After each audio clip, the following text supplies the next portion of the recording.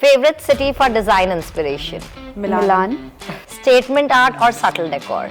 Subtle decor. Bold patterns or minimalist textures? Minimalist textures. Vintage pieces or modern furniture? Modern furnitures. Form or function? Function. Best tip for maximizing small spaces? Adding mirrors. Camouflaging wardrobes.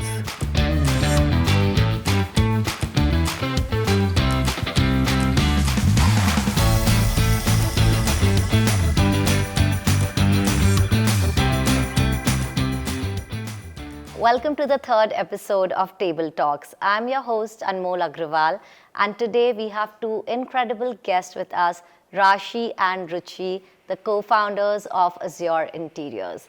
Together they create wonderful, unique designs that converts any interior or space into an artistic space. So let's dive into their journey. Welcome to the show, Rashi and Ruchi. Thank you so much for having us here. Absolutely my pleasure. Can you please tell us what do you mean by the word Azure? So the meaning of Azure is the clear color of the sky. Okay. Also the place where God lives. Wow. Yeah. So what made you start this journey? What inspired you? I'll tell you about how we did our first project, and then Yes, I'll lead you please. to how it all started. So in 2013, when we were done with our internships, Rashi got a call from one of her acquaintance. Okay. Asking to do a retail space, a retail store, and she just asked me, let's go and check out the place. So we just went, we saw the entire space, and by just going there were clouds of ideas coming into our mind. So that was our first project, and we never discussed that, oh, let's do this together, or let's start a firm together. It was a very organic thing. It was nothing Okay. deliberate or nothing planned. But that was our first project, and that is how Azure started. Lovely. Yeah. So when we talk about collaborating as two co-founders, how do you deal with each other's strength and how that helps you grow? So this is a very unique question. So actually, Anmol, since it's been 11 years now being with each other, in the initial years, each and everything that we were doing, we used to discuss with each other. Right. So, we have kind of grown together. We have done all our brainstorming together. We have evolved with time together. So in terms of designing, I know what is going inside Rashi's mind for this particular project, and similarly Lovely. for hers towards me. So, we both understand each other's design process and respect each other more than anything. Wow. So I think that is the key to run a successful business, Lovely. to women-oriented. So Rashi, when I ask you that what is one strength you admire about Ruchi, what would you say that helps you grow with her? So I believe for every successful partnership, there are 2-3 principles that has to be in place, like respect for each other, faith in their decisions, and understanding. So when you understand someone, it's always easy to, build something together, because you are getting what they are saying, and likewise. Okay. In addition to that, to have mutual respect is also very important. Correct. And we believe that this is something that keeps us going. Okay, lovely. So tell me about your most memorable project. So actually there are many projects that are most memorable to us. But to name one, that will be definitely Hotel Clarkson. Okay. That we did in 2016. Yeah. Very initial years. In of a our yeah, career. yes. So that was very unexpected of getting Okay. a hotel project in around 4th year of a journey. Okay. But that was quite challenging also. But that is a project that will never go out of our memory. So are you Yeah. more into commercial projects? No, we are actually more into luxury residences. Okay. Yeah, but we have done in past all kind of projects. Great. Yeah. Anything specific that you learned during doing this hotel project? So this project, when was first offered to us by one of our clients, we were not prepared actually for doing a hotel project, because Okay. Till then we didn't had that bandwidth or that exposure of getting into a hotel project. But then one thing has always been with us. We both are always hands-on for anything. Okay. So that was the spirit that gave us the motivation to work on that project. Okay. And there were many challenges. You know, we had to expand our office size to just twice. One of our office setup was inside the premise of the hotel. Okay. So we were working from 2 different places at that time. And we used to do almost 4 days visit to the property. Okay. So that nothing goes wrong. Everything is into the place. We are not running back in time, and all of these things. There were actually many challenges. Okay. So Yeah. was this the turning point of your career? So I believe in anyone's career, there is no turning point as such, but there are different milestones that you reach and you feel empowered to do bigger and better things. Right.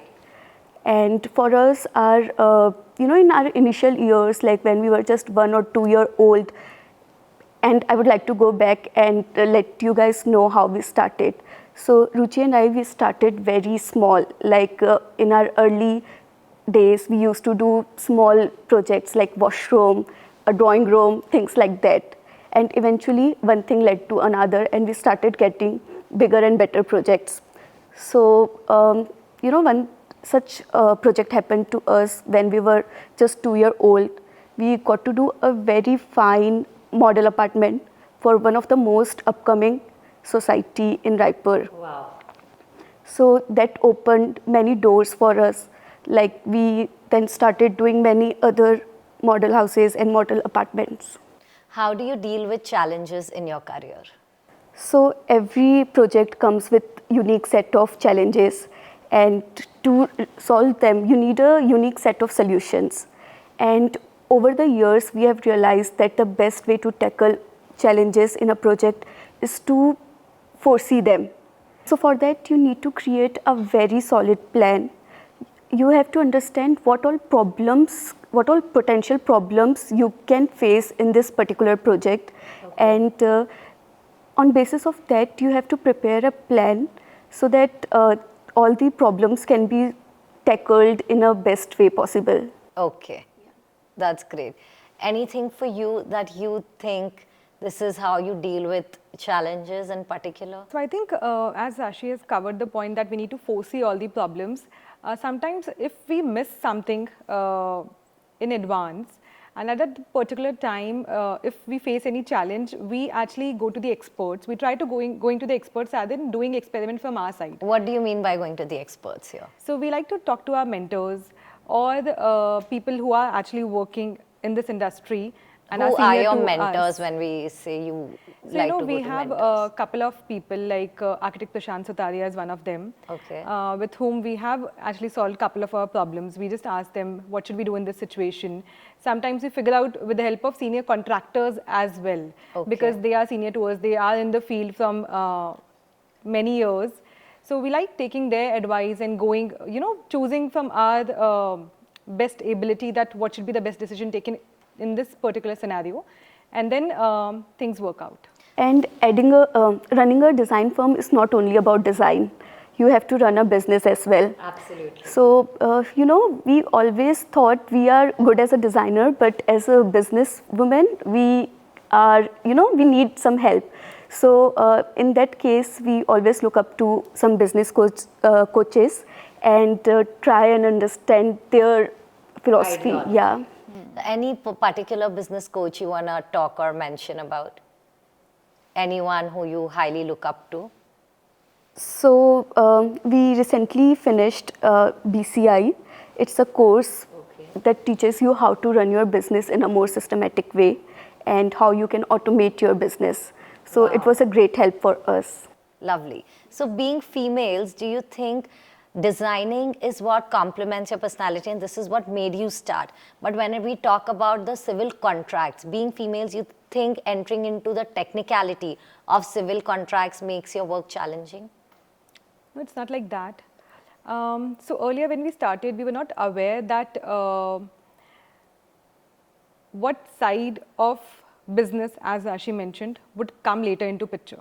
Right. So, earlier we were only a design-oriented firm, but now since we have shifted to a more design company rather than just a design firm, we are prepared for all the challenges and all the obstacles that might come in future and that we had faced earlier in past.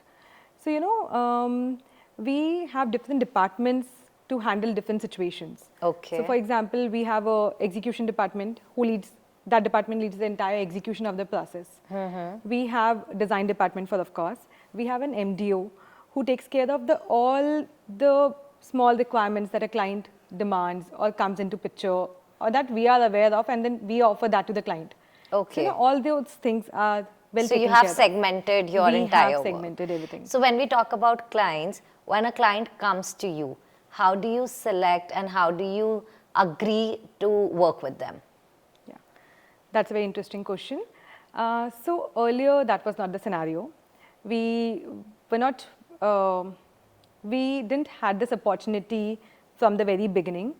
But now, since the demand is more and we are a limited firm, a limited company, limited size company, we like to take on projects in which the first criteria to choose a client always remains, is the client liking our work? Right. Has he come with the same vision or is there anything else? You know, Okay. so sometimes they don't like the ideology with which we conduct the design process. Okay. And in that manner, the entire journey is not that smooth. So you mean that your creative patterns need to align with their ideology? Yes, yes. So what is the process of onboarding clients? So the basic parameters of onboarding a client is, number one, the client should respect and value our designing and our designing sensibilities. Of course. Yeah. Number two is we should be aware of the total carpet area, and we are currently not working in less than 5,000 square feet area. Okay. Yeah. So that is the number two criteria.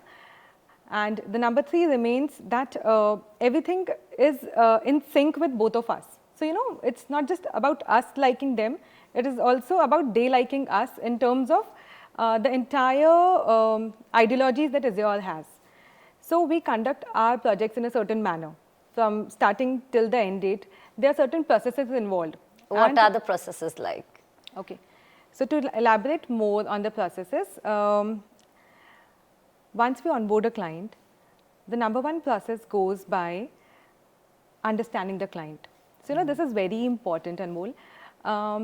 Like, if a client comes to us, we would first understand what is he or she in terms of the personality.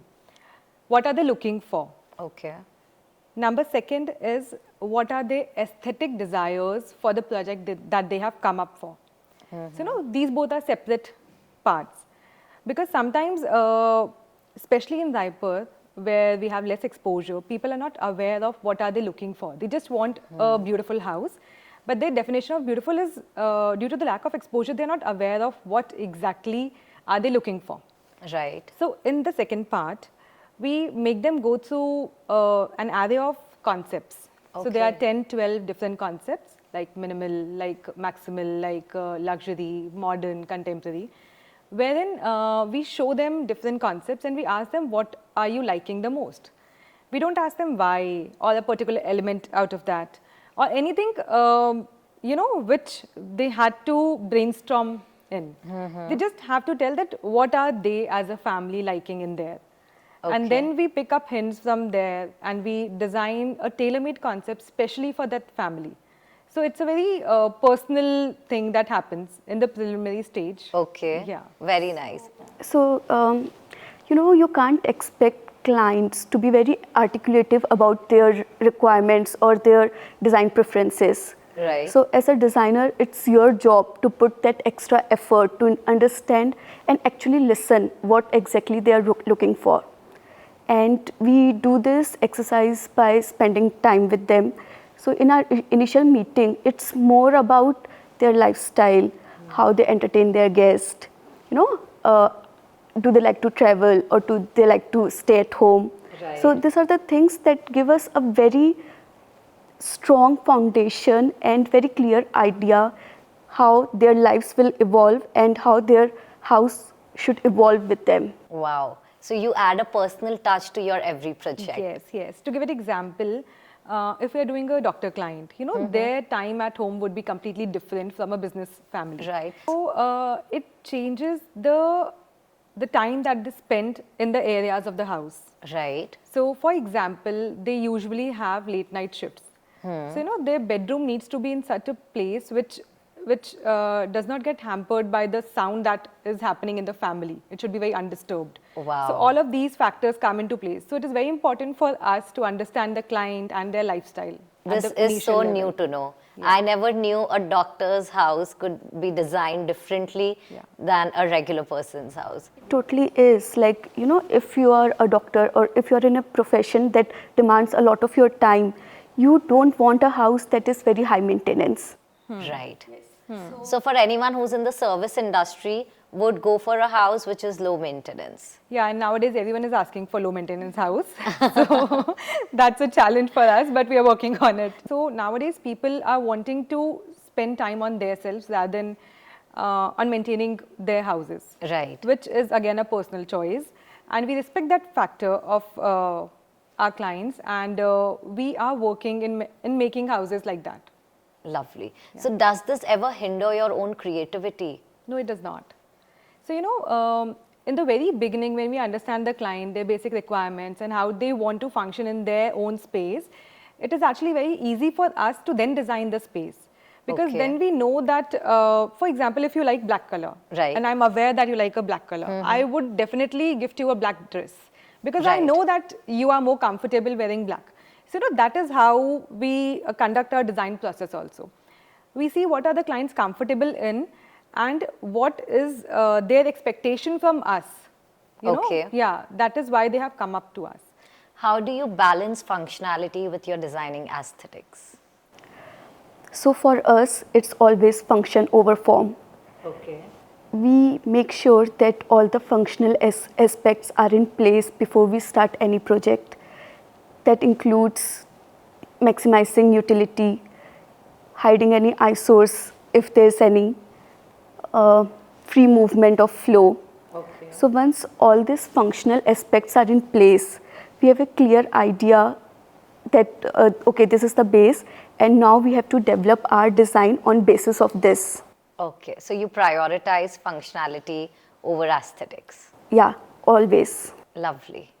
And what about you? Yeah, so to elaborate Rashi's answer, I would say that, so to talk more about utility, after understanding the family, we go into details of an individual person residing there and understanding their personal utilities. For example, if there's a Gen Z, we would like to understand how many gadgets is he operating with? What are his patterns in which he would like to charge them? How many circuits are required? Is there a need of wireless charger on the side table? And are there need of 2-3 chargers on the side table? So, all of these basic details we take in, we give a proper format in which our team sits with the client, they take on all the details to come to the point, for example, for the master bedroom. If the female is working, are there set of blazers to be placed? Are there saris? Does she wear suits? What is her basic need? And then structure the entire thing according to their needs. So this is the foremost thing that we do, and according to that, we develop the design. Because if the aesthetics are met and the utility is lacking, the person cannot be satisfied in the house. Absolutely. Yeah. So again, you prioritize convenience and functionality, and you try to complement that with your aesthetics and designing. True. Lovely. Yeah. So tell me, what makes your projects stand out? So every project of ours has a different language because it is completely tailor-made as per the family requirement. So no project can speak the same language because it is tailor-made for everyone. Okay, lovely. What about you? So I totally agree that all our projects are totally tailor-made. So, they look quite different from each other, whereas the principles, the basic principle remains the same. Okay. So, for example, we have done few projects where it's all about curves. We have done neoclassical design, we have done modern minimalism. So if you see our portfolio, there are very different kind of projects that are quite different from each other. Lovely. And we believe that that's the fun part of it. Right. And I think that's also exciting for you whenever you work. Yeah, It there's adds a always a new team. rush every time. Right, right. And there's one more thing, like you want to do better in your next project than your last. So that also that Experience always counts. Yeah, experience counts, and that always keeps us on our toes. Right. So tell me, are there any current trends that you're very excited about? So we are working at biophilic design. Biophilic design means bringing greens inside the house. So we are actually creating spaces, cutouts, niches wherein one can feel more of greens at their personal spaces. Wow. Yeah. So is this like something new coming up? Is this to stay connected with nature? Yeah. It means that, you always strive to go out for holidays just to be with the nature. Right. So why not bring it inside your house? Lovely. Yeah. So biophilic design has always been an integral part of interior designing, but nowadays more and more people are inclined towards it. Like people wants to bring nature into their house. They want to be surrounded by plants. They want earthy tones in their house. As well as in biophilic design, you don't go for sharp edges anywhere.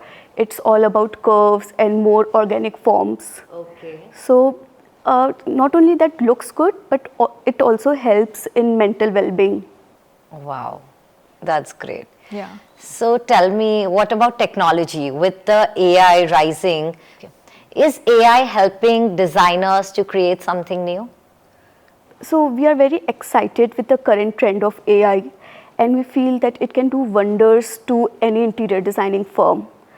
So currently we are working on shifting our entire CRM process into an AI generated model. Okay. Yeah, and we are also trying to use AI to create 3Ds. Wow. So not only that's efficient, it's also very time saving. Lovely. So when clients want to see a model before you create a structure, AI helps you to give them a 3D look? Yeah, so before AI, it was more of a manual process. Right. And it used to take a long time. It also involved a lot of back and forth. Okay. But with AI, we feel that it is very, very self-sufficient. You just have to put in your ideas and you can see the results in a matter of minutes. Very nice. So we are all using technology the right way to deliver to our clients. Yes. Very nice. How do you believe in adding value to your clients differently? So as each project is tailor-made as per the client's taste and requirement, there are certain things or certain elements that we gauge from their personality and from their lifestyle. And that is the X factor that we add into the designing, which they also have never thought of, and they are very much excited at the end when they see that, you guys pay so much of attention into the detailings of the house and into the detailings of what we are liking. Lovely. So, yeah, that is a personal touch added from Azure's side. So when we talk about detailings, the concept of nursery rooms is lately trending. So do you also do nursery houses, nursery rooms for kids, for Yes. newborns? Yes. Any tips that you would like to give new moms to be for the new nursery rooms that you curate? Don't overfill it. Okay. Just keep it as much as required, because the requirement comes to us. There are emotions attached to a nursery room. So we completely understand that there is a need of everything, but probably the child doesn't want everything. Rather, he or she is expecting a free space into the nursery. So, there are diaper changing tables, there are everything, but we need to understand that we need free space also into the nursery. Do not put a bunk bed from the day one. Okay. Just keep it very minimal, and you can always add on later into the process. Okay. When the child turns 1, you can add the bed, cot, whatever is required later should be added later, rather than just decorating it from day one. Keep it very minimal so that there's enough space for the child to be free as per him or her. Okay. Any color palette? That goes very well with nursery So rooms. nowadays, it is not like blue and pink anymore. Right. So, the nursery should definitely have black and whites, which is very unexposed and people don't know about it. But at the initial stage, when a child, the first color that a child notices is black and white. Oh, great. Yes, rightly said. Right. So it is very important for us to understand that there should be an area where the child sees black and white and resonates with the colors, and then eventually, so it should be more of a thoughtful process rather than just what is looking good. Okay. Yeah. Very nice. Any particular value you add to nursery rooms that you believe in? So I totally believe that a nursery room or a playroom should evolve with time, because as a child grows, his or her requirements change. Right. And you should have flexibility to mold that space into into terms of his or her current needs. Right. Yes. So it should be self-sufficient, but it should also have the space to grow. Correct. Very, very well answered. So, for nursery, there are a couple of brands in which they have designed furniture in such a manner that the furniture grows as the kid grows. So, for example, there's a study table which has got beads in the legs. So, as the height of the kid grows, you can attach more beads to heighten the table. Wow. And with the cradle also, the cradle eventually can be converted to a bed. That's so exciting. Yeah, so the name of the brand is Lillipod. Okay. And the tagline is grows with the kid. Lovely. Yeah. So tell me, what is the future of Azure Interior? So, in last 2-3 years, we have made a deliberate decision of converting Azure Interiors from a design firm to a more structured company. Okay. And we are doing so by introducing workflows and technology into our systems. Once your technology, your systems are in place, it helps in better communication with client.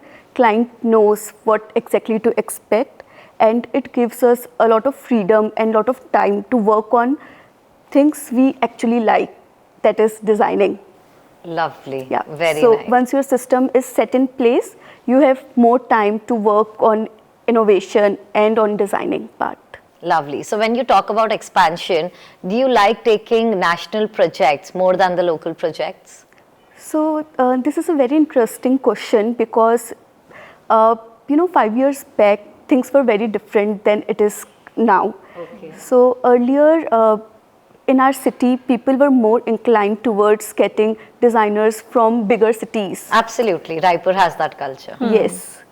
So people, they would choose a mediocre designer over a good designer of your own city. So that was the case. But now things are changing, and we are working in cities like Delhi, Pune, and that makes us realize that it's a global market now, and you would be appreciated if your work is good. So as Rashi mentioned that we are incorporating systems, our vision was to make a shift from a people-driven company to a system-driven company. So, our clients and the team in Azure are very well versed with the phases or the milestones that are required to complete a project. So, for example, a house is divided into 12 different phases. So, the client is well aware that in the initial 2 months, the service part will be taken care of. And he has to do the selections and agree on everything by the 15 days, initial 15 days. So, everything is very timelined and set in such a manner that it is very convenient for the client and for the team to work seamlessly. Very nice. Yeah. So I have this very interesting question. When a client has a certain budget, during interior designing, do you think they tend to exceed their budget?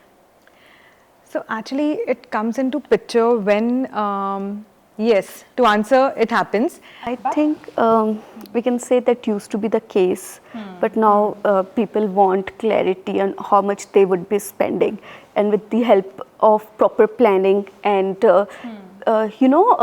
3Ds, if all the designs are prepared before you even start the work at site. You know very well how much would be the exact cost that client has to bear. So you don't let clients exceed their budget. So we try to, and we try that our clients do not exceed their budget, because interior designing is an expensive affair. Right. And there's a lot of money involved, and even if the budget exceeds by 15%, it's a huge amount. Absolutely. So we try and figure out ways that we can keep budget on track. Lovely. So to give an example to add here, why does the budget exceeds? Budget usually exceeds when the client is not exposed to as many options at the initial phase, and then later when he sees something which he's liking beyond what we have shown, he wants to spend there. So so it is our job to make him exposed to all the materials available, all the designs available at the very beginning of the things, so that he is well prepared for things, and if later he wants to incorporate things, then it is by their choice. Lovely. Yeah. So when we talk about budget here, do you think luxury is synonymous to high-end furniture or high-end interior designing? So luxury itself means something that is not very attainable. Right. That's not attainable by everyone. And to achieve that status, it has to come with a certain price tag. Okay. So I agree that luxury is Equivalent pricey, to yes. pricey or equivalent to being expensive. Great. So now please share some of the tips that you would like to give the upcoming generation who are entering into the field of interior designing. So as we hire interns at our office, we have seen that nowadays there's lack of patience. So because of so much exposure, sometimes there's also a disadvantage to it. So the kids are not wanting to stay at a place for the longer period, and they are not wanting to grasp what is being given to them. Rather, they have their own notions of we'll do this, we'll do that. By doing that, they are restricting themselves to getting exposed to what is being offered and to learn rigorously. Right. Yeah. So, social media makes everything look very glamorous. And it does feel like interior designing is a very glamorous job. Absolutely. But in reality, it's a lot of hard work. And first and foremost, you have to learn the basics. You have to understand your job. You have to master it. Then only you can claim for that glamour. Absolutely. It comes, we totally agree. But first, you have to make your name. You have to prove yourself. And then glamour comes. So true.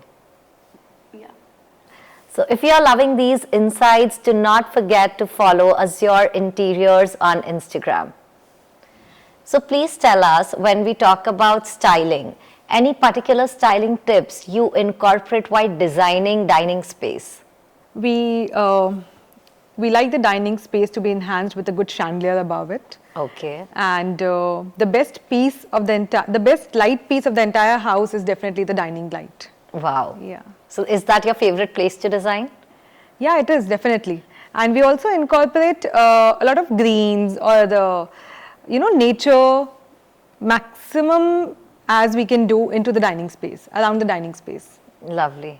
And we always make sure that a dining space has a good crockery unit along with it. That's so important. That adds utility. Yes. So here comes your USP of Azure Interiors. Yes. Right.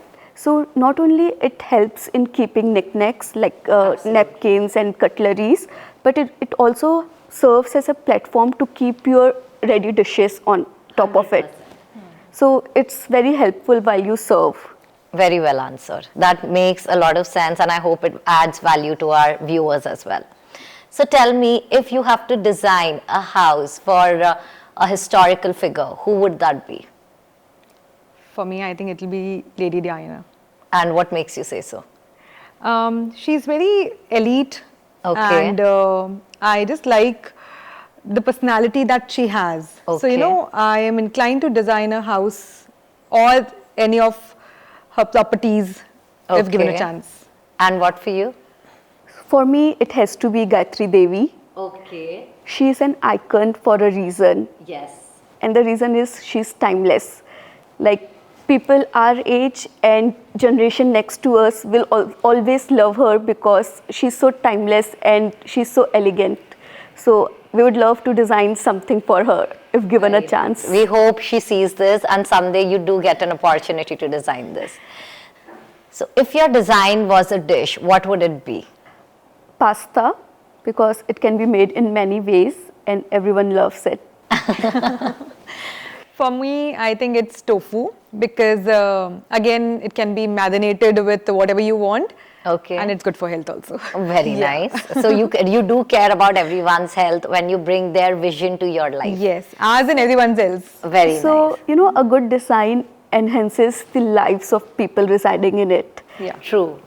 If the space is good, it promotes well-being, productivity, and efficiency. So when you talk about this, do you think the relevance of Vastu has really increased in the past few years? Yeah, actually, this is a very interesting topic.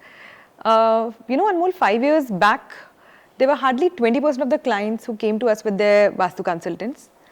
And now each client has either 1 or 2 Vastu consultants. Wow. So the things have changed drastically. Okay. You can also hear about different kinds of Vastu. Also numerological being one of it. Astro Vastu, wherein people see that which particular direction suits as per their birth dates. So, you know, yeah. Wow. And then in terms of interiors, the openings of the bedrooms, the openings of their dressings are planned accordingly. So there's very Excellent. detailed Vastu involved nowadays. Do you guys personally believe in this science? So actually anything scientific, I think everyone believes. It should have a good reasoning and logic to it. Okay. Yeah. So I would not say that we believe or we don't believe, but if we understand, so for example, openings in the house are also related to the airflow and the air circulation in the house. Right. So, you know, it is scientifically proven and then the Vastu person also aligns with it. So then it makes sense. So things like this, we completely agree to it. Yeah. Any particular Vastu tip that you have faced in your industry or any particular Vastu tip you would like to give our viewers today? So, Vastu is something that we have learned just by working with various Vastu consultants. Right. And we follow Vastu in all our projects. And there is something about Vastu, as Ruchi rightly said, that Vastu is a science. All the reasoning, they have particular, you know, reason behind it. And one thing we have noticed, if if any house or any place is totally Vastu compliant, you will feel good whenever you enter that premises. Very nice. So any particular, in which direction should be the opening of the house? So as I mentioned, nowadays it is completely dependent on what is your birth date and also what stars are aligning in this period of yours. And what is this thing called? Is it some kind of Astro-Vastu. Astro Vastu. Yes, yes. Wherein So please elaborate about Astro Vastu. So what we have observed is every Vastu consultant has different set of beliefs. Although principles are same, but when it comes to detailing, there are different viewpoints. What we usually try to do is get a good Vastu consultant on board who is quite aligned with the nature of the project and whom our client can totally trust. Then we just follow his guidelines and try to adjust our layouts and our designing in terms of their consultation. Very nice. And one beautiful thing about Vastu is whether you don't know anything about it or you know everything, but whenever you enter a place that follows all the rules of Vastu, you will feel peace and positivity. So true. So any particular, so are these Vastu designers from your own team? They are not in-house, but they are individuals who practice, who runs their own firm. Some of them are from Raipur, some of them are from other cities, and we evaluate the need of the project, and then we suggest client accordingly. Okay, so this Vastu consultant would be best for you. Very nice. And we do this with all other consultants, be it light designer, be it MEP engineer, because nowadays interior designing is a mix of many things. Gone are the days when interior designer used to do everything on its own. Now there's separate profession for styling, for light designer, for MEP, and once you bring in everyone's expertise, the result is fabulous. Very nice. So what do you aim to achieve with every design you create at Azure? The aim has always been the purpose of the design. So I would like to explain you through an example. A project of a luxury kitchen brand came to us. They have their presence in 18 different cities in India. They wanted to come up with a store in Delhi in the main MG road, in the main market. So now we just can't look from a layman's perspective that we have to make a beautiful store. They have come to us, they have a certain mindset in terms of upscaling their brand. Maybe they want more profit out of it, they want a national visibility of their brand. They have come to us after creating 18 stores in different cities, now they want to shift, so probably they are looking for upscaling their or showcasing their product in a different manner, which resonates more with the people living in Delhi. So, all these different factors are the purposes of which the design is curated. Right. That is the purpose of the design, so we aim to meet the purpose. Very nice. Yeah. So we design in such a manner. So to add more to it, the store is running from past 6 months. They have actually recovered in terms of business what they have spent in the interiors of the project within 2 months. Oh. Yeah, so that is a win-win situation for us. If we are doing a commercial project, it should be viable for the client in terms of their pocket, and it becomes viable only once they attain business out of it. So smartly answered. Yeah. Very nice. So tell me one of the most unusual objects you have incorporated in your designs. Swing machine. How did you display that? So actually it was a designer wear store, fashion designer stores, and we thought to do something different with the main table. Okay. It was a reception table? No, it was a discussion table. Director's table, yeah. Okay. So we planned to play something different, and then we thought of an idea of let's place a swing machine. Very nice. So yeah, we went to a store, an old tailor's store, and then we bought that piece from there. Okay. And we got it painted, and we got the glass top and glass box around it, and that is how we created it. It involves so much of personalization. So Rashi and Ruchi, please tell me what's the most rewarding aspect of working together? So the most rewarding aspect of working together is you always have someone to lean on. So true.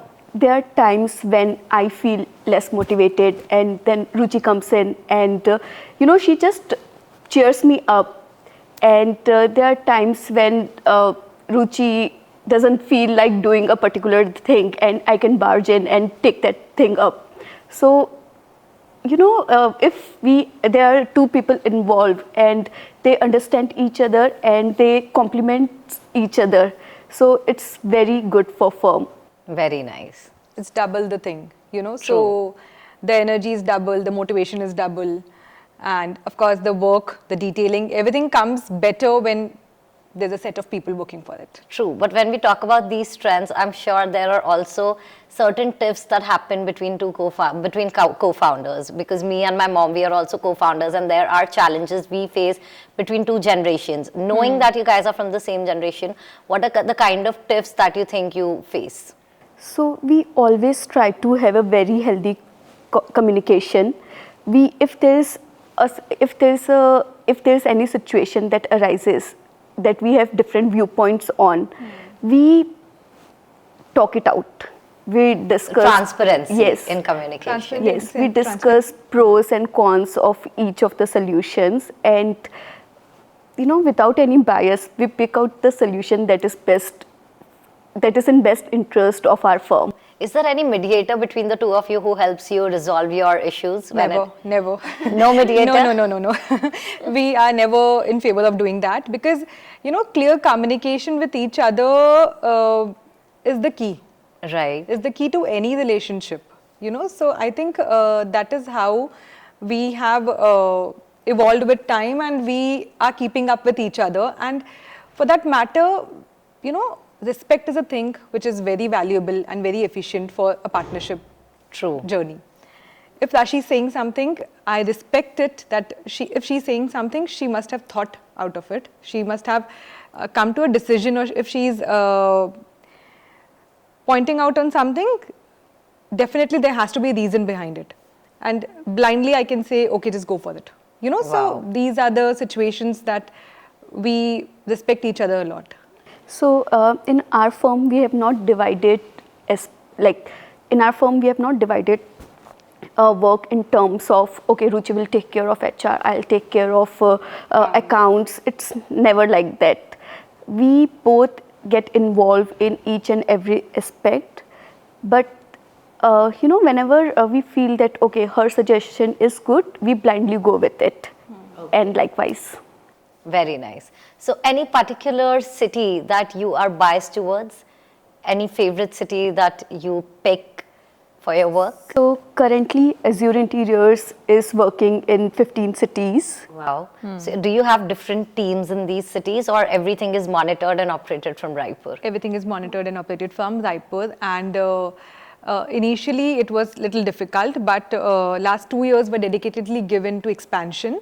And now we are rigorously working on it. Lovely. And we are actually seamlessly working on it. Very, very nice. And that makes the entire city proud of you too. Thank you. We like to work in new cities because, when you work in a new city, you have to consider many factors that you do not have to consider while working in your hometown. For example, climate, society's mindset. There are many factors that you have to count. Right. Yes. So true. So now let's start with a quick rapid fire round to have more insights from the two of you. So tell me, favorite color palette at the moment? Neutral. Neutral. Okay.